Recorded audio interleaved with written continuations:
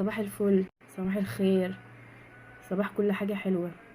وربنا يجعلها ساعة رزق يا رب ليا وليكم، وربنا يخليكم ليا يا احلى اخوات في الدنيا واحلى متابعين. يا خرابي، احلى عيلة في الدنيا يا ولاد. عاملين ايه؟ ربنا يخليكم ليا.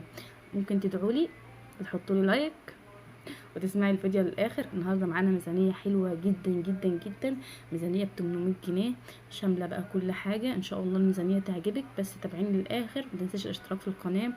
استنوا بقى ايه، انا لسه مصليه الفجر وعايزه ادعي لكم دعوه حلوه كده. يا رب يجعلها ساعه رزق، يا رب يجعلها ساعه خير، يا رب كل اللي فتح الفيديو حط لي لايك ترزقه من حيث لا يحتسب ولا يدري. اللهم امين يا رب. احلى اخوات واحلى كومنتات، ربنا يعيني ويعينكم يا رب على مسؤولياتنا كده، ويعيننا على اولادنا ويهديهم. والف مبروك لكل طالب في ثانويه عامه، يا رب عقبال كده ما نشوف عيالنا يا رب. ربنا ينجح كل واحد يا رب على قد مجهوده يا رب، ويفرحكم بعيالكم ويعوضكم فيهم خير. النهارده هنعمل ميزانيه بسيطه كده ب 800 جنيه.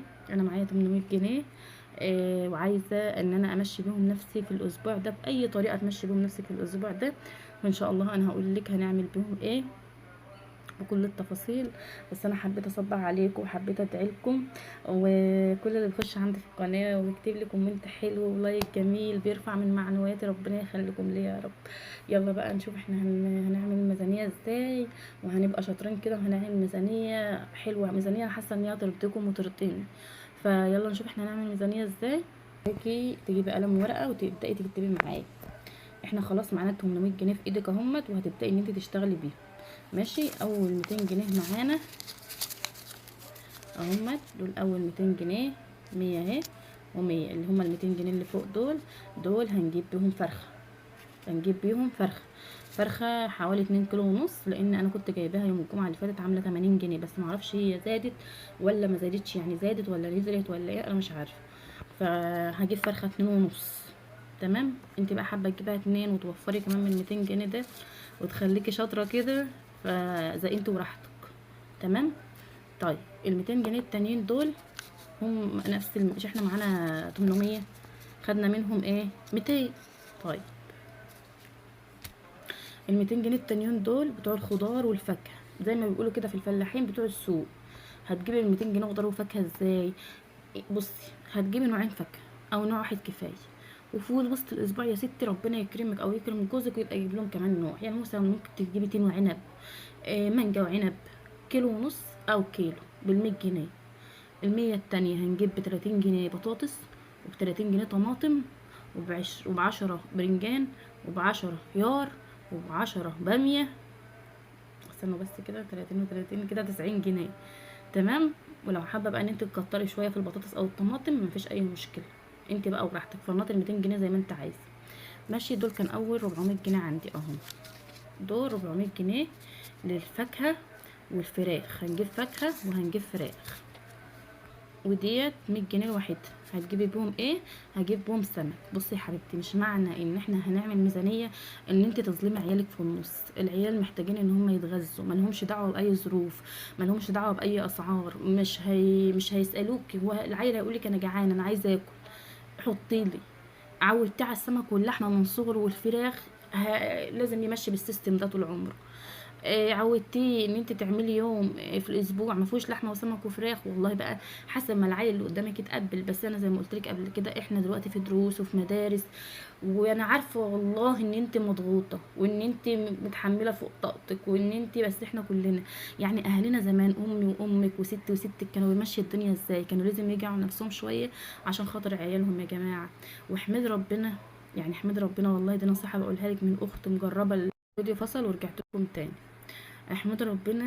يعني كنت عايزه اقولك على نصيحه، ان انا شلت المسؤوليه لوحدي طبعا بعد موت جوزي وانتوا عارفين. بس الحرايق اللي بيقول القفه ودنين لازم يشيلها اتنين. فاي راجل النهارده فاتح بيت وشايل مسؤوليه، ويعني لازم تسنديه، لازم تسند جوزك. ولا انت عايشه مع ابوك تسند ابوك، وتقدري الظروف وتقدري ان الجنيه ده ما بيجيش بالسهل خالص، ما بيجيش بالسهل، ومحدش حد بيرحم حد خالص. فانت لو قلت ال 200 جنيه 800 جنيه هيعملوا ايه؟ امسكيهم قطعيهم 500 حته. المهم ان انت تمشي نفسك بهم 7 ايام. والله العظيم في ناس ميزانيتها اقل من كده، وفي ناس، بس احنا بنقول الحمد لله.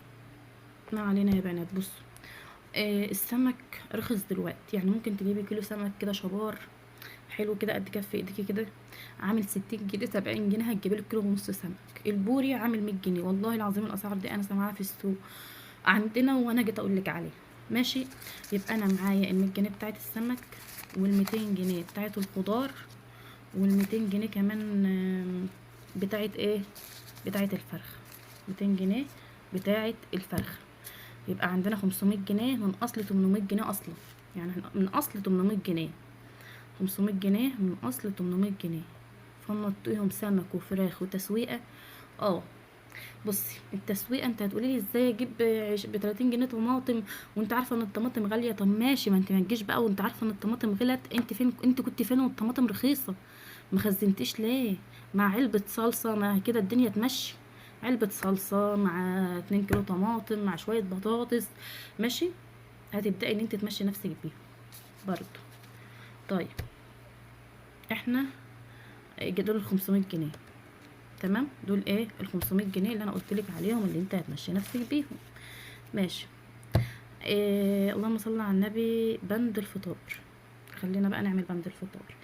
ال70 جنيه دول بتوع ايه يا محمد؟ ال70 جنيه دول بتوع بيض وجبنه. هتجيبي علبه جبنه انا جايباها ب42 جنيه، وهتجيبي بالباقي بيض، بقى معاكي 30 29 28 هتجيبي بهم بيض. لو انت ما بتربيش فراخ، انا بقى قلت لك قبل كده فايده تربيه الفراخ في البيت ايه. طيب ال20 جنيه ديت هنجيب بقى فول وهنطيبه او هندمسه. 20 جنيه اهي، جايبه لكم برضو فلوس فكه معايا اهي. 20 جنيه اهي، هنجيب بها فول هنطيبه او هندمسه.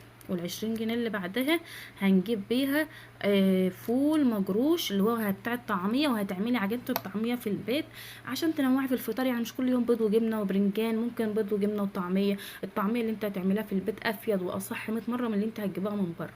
حلو الكلام، حلو الكلام. ماشي. ال15 جنيه دول هنجيب بهم 2 كيلو دقيق. انا مش عارفه هو عندكم بكام، بس انا كتبت في حدود ما انا فاكره، يعني ممكن يكون ب17. ودول 15 جنيه اللي تحت دول هنجيب بهم لبن. برضو اللبن عندنا هنا ب ب17. ادي 30 جنيه دقيق و30 جنيه بيض لبن. حلو. طيب هجيب كيلو مكرونه ب21 جنيه، مكرونه قليه. ما انت بقى هتعملي صينيه مكرونه كده بالبشاميل في وسط الاسبوع تروقي عليه، زي ما العيال بيقولوا كده روقي عليه. فانت هتعملي لهم صينيه مكرونه بالبشاميل اللي تروقي عليه. وهتجيبي نص كيلو لحمه مفرومه ب85 جنيه، نص كيلو لحمه مفرومه ب85 جنيه. تمام، دول كلهم من 300 جنيه اللي هم متبقيين من اصل 800 جنيه. لو زادوا شويه بقى اعذروني، لو زادوا شويه اعذروني. ادي الفلوس قدامكم اهي، وانا حاولت يعني بصوا بقدر المستطاع. قطعنا الفلوس قطعناها، مم. عشرات بقى وخمسات، وكنت فكلكم فلوس كمان. قطعنا الفلوس قطعناها. هي دي الميزانيه، وقلم ورقه واكتبها معايا وحاولي تمشي عليها وحاولي تدبري امورك. عايزه اقول لكم آه يعني الضيقه اللي هي المعيشيه اللي احنا فيها ضغط على الناس نفسيا كده، والناس حاسه ان الناس كلها زعلانه والناس كلها تعبانه. بس الا بذكر الله تطمئن القلوب. اذكروا الله كتير واستعينوا بيه. ما نيجي نعمل ميزانيه نستعين بالله. وما تنسيش بقى ال5 جنيه ده اهي، طلعها صدقه. صدقيني ربنا هيبارك لك في عيالك وهيرب، بتطفئ غضب الرب. وهتلاقي الفلوس ال100 جنيه. يعني انا في يوم كان معايا 200 جنيه، وطلعت انا واختي نجيب حاجات بال200 جنيه. فلقيتها بتقول لي ده ال200 جنيه ديت فيها بركه بركه. جبنا بقى حاجات كتير قوي.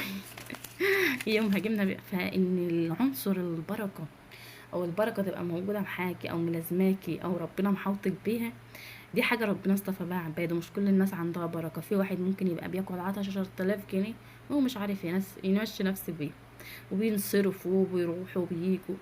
بس احنا بنتأقلم مع الظروف اللي احنا فيها، وبنقول يا رب عنا وبك نستعين، ويا رب هنعمل كذا عشان كذا. استعيني بالله واحكي وفضفضي مع ربنا، والله العظيم هيسمعك وهيبشرك وهيعوضك. بس انت استعيني بالله. عايزه منكم لايك حلو وكومنت حلو واشتراك حلو، وعايزه احس ان انتوا في ظهري، واقفين في ظهري كده. لايك وكومنتات وشير وسبسكرايب، كل حاجه كل حاجة. انتوا مش ناس بخل، انتوا ناس كرمة. انتوا الكرم عندكم زايد. التعليقاتكم الحلوه هي اللي بتشدني ان انا اعمل لكم فيديوهات. كل يوم اقول مش عامله فيديوهات، ده مفيش مشاهدات، بس الاقي اخواتي داخلين وعمالين يشجعوني ويحطوا لي لايكات. ربنا يخليكم لي. انا بحاول امشي الميزانيه معاكم بالواقع اللي انا عايشه فيه. ما بقولش على اسعار انا مش عارفاها، او ما بقولش على اسعار قديمه، لان ما اقدرش اخدعك، ما اقدرش اغشك. انا عارفه ان انت في رقبتك عيال ومسؤوليات، بس ارجع تاني واقول الحمد لله. الحمد لله على كل حال، في السراء وفي الضراء وفي المرض. احنا احسن من غيرنا. اللهم لك الحمد ولك الشكر. والله ناس كتير تقولك انا زهقانه، انا مخنوقه، انا تعبانه.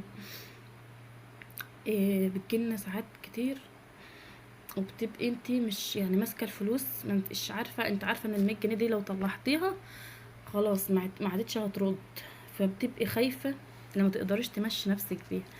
فانت لو مسكتي القلم والورقه واستعنتي بالله، طلعت صدقه، عملت كل اللي عليكي، وبعدين لانك سعيتي خدت بالاسباب، ربنا هيرزقك وهيوسع عليك من وسع وهيكرمك وهيقف جنبك وهيساعدك. والله العظيم انت ما تعرفوش ربنا ده كريم قد ايه، بيساعد الواحد ازاي في عز ما البني ادم بيبقى مفكر ان مفيش حد يقف جنبه او حد يساعده.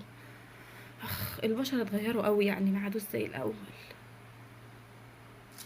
بس ربنا بيبعتلك وبيسخرلك ناس تسأل عليك وناس تساعدك من حيث لا تدري ولا تحتسبي برضه.